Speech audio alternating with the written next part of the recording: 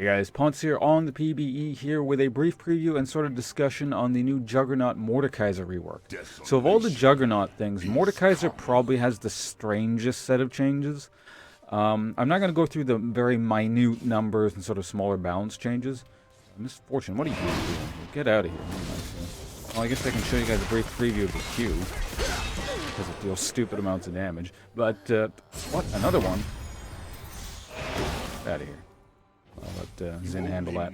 Anyway, so yeah, the Q, as you saw, has this sort of, it goes it's still an auto attack reset, but then each time the bonus damage gets amplified 3 times, up to an absurd amount of damage on the 3rd shot. So I can show you probably on this guy here.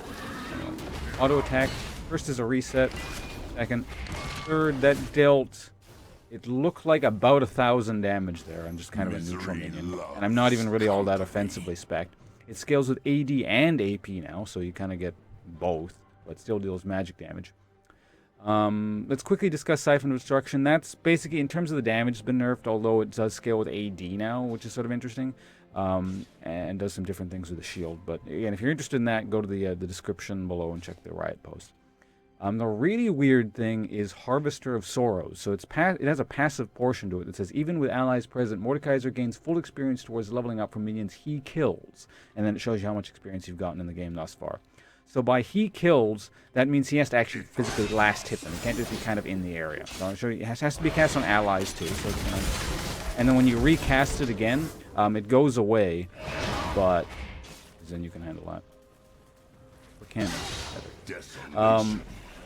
So the whole buff damage thing goes away, but if you recast it, it heals you, and you know, the ally that it's on, I believe. Yeah, you steal life. Now, Children of the Grave, that's more or less the same. You can actually get Dragon as a pet now, which I've shown you in another video. If you're interested, again, that's in the description below, so you can go check out that video of just getting Dragon as a pet, which is really funny. But, yeah, overall, this makes Mordekaiser really weird.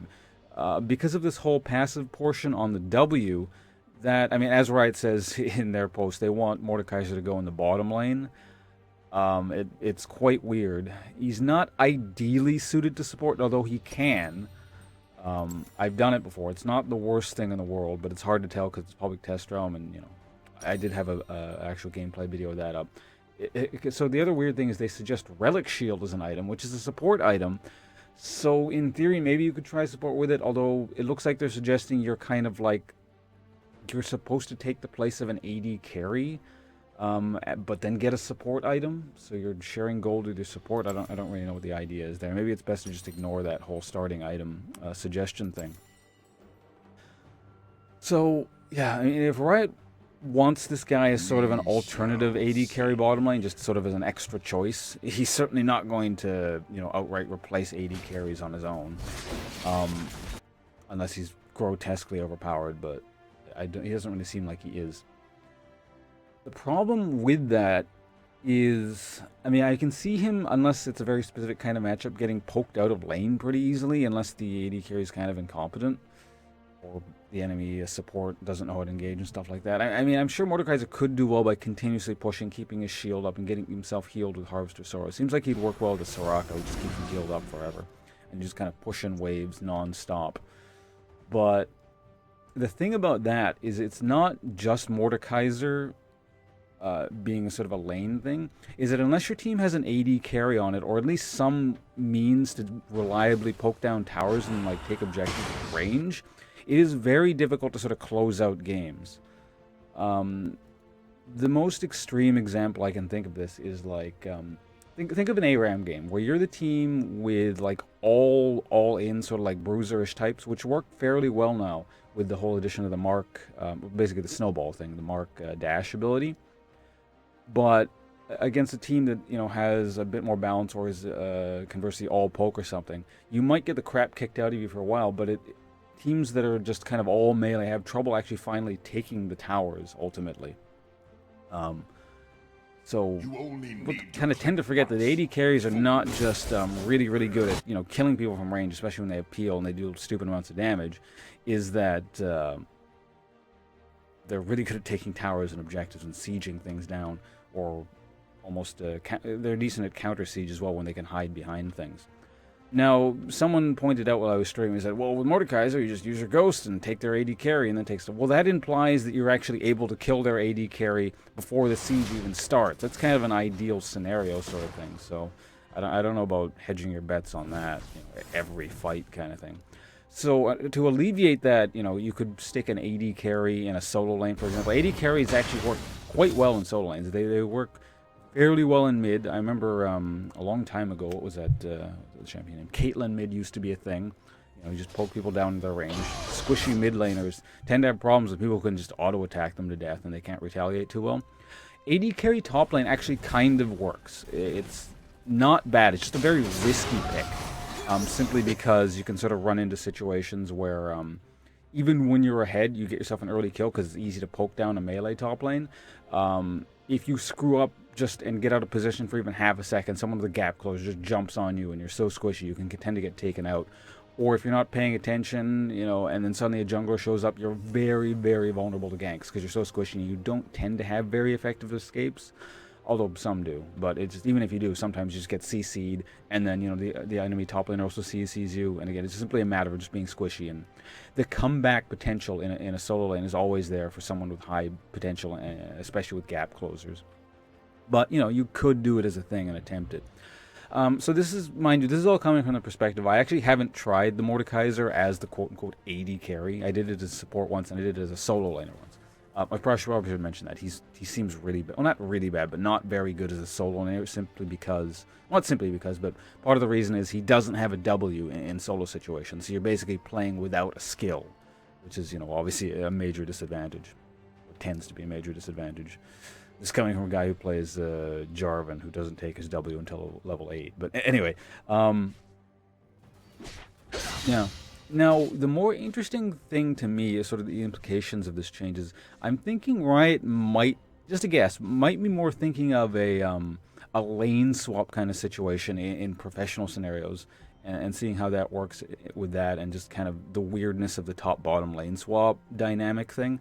Because that's something that doesn't exist in normal League of Legends but does in the professional scene almost exclusively. I know lane swaps can happen, but basically what you could do is then you put Mordekaiser in a lane swap situation where the AD carry or the support is swapping back and forth or just ends up deciding to stick with the quote-unquote top laner, which Mordekaiser would be. And then, he could work well with the support in that sense and then still be leveling like a solo laner while the AD carries duel off kind of thing. So I'm wondering how that interaction would end up working. And how much Riot is thinking of that, because that's what sort of naturally came to mind to me, personally, anyway. So I'm just going to buy some items here. Hold on. You only need to click once. And I'm just going to go run into some people, and then we can show off a new Mordekaiser. I got a lot of gold on me at the moment, so let's sell that, and then buy ourselves. But okay, we're good. So I'm going to run into something, just use new Mordekaiser.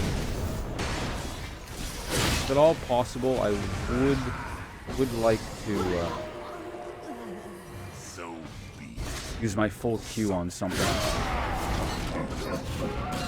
See how much damage this does. That dealt almost 1,000 damage just on the hit.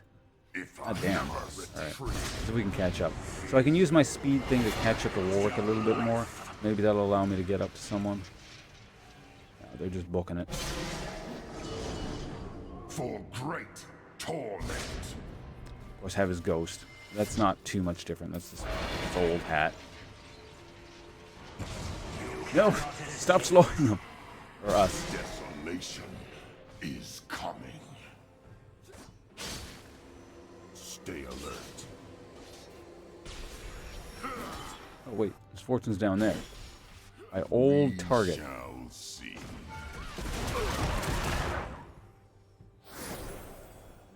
Come over here. Hey, listen, let's check it out. 1,250 damage. Jeez. I mean, this is a pretty glass cannon-ish build, so I don't know how optimal it is. But as you can see, it's certainly the damage potential is very high. Now, to be able to get like auto attacks that reliably off on a slow lumbering champion is quite difficult. So I imagine you probably have to have a little bit of tankiness in the new Mordekaiser, though I'm not sure. It's really hard to tell what exactly you're supposed to build with one. I haven't come to any firm conclusions. But where are you going, Misfortune? I don't know. Let's see. Because that's the thing too. Like he scales with AD now as well. So I mean,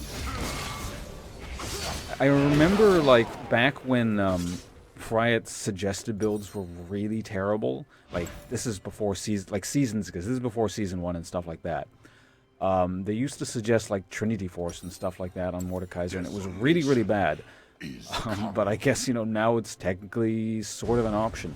Now they suggest Trinity Force here currently. I don't know about that because I'm not certain, but I'm pretty sure that the Trinity Force damage isn't amplified, like on the 3rd hit, because it's considered a separate thing. It's like not part of the get over here. Oh my God, is he gonna get away? Or we're gonna kill this guy in rage instead. Ooh, that's a pretty. Alright, so that's enough of that. We've been running around killing people long enough. You guys get the idea what's sort of going on with this kit. I suppose, you know, actually at the end here, we could probably solo Dragon real quick, and then I can I can show you what it looks like. Actually, I wonder if I can. It's going to be... let me just get my full shield here. Maybe it'll be a bit easier.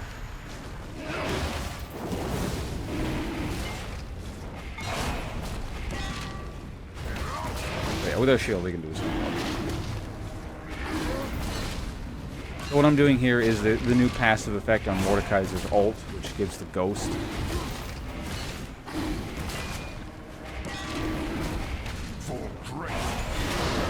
So as you can see, I got a Dragon Ghost. For those of you who've seen the video or went to the link I said in the description, you've already seen this, but... Oh, and of course the ghost counts... Well, not of course, but the ghost counts as a target for harvested souls.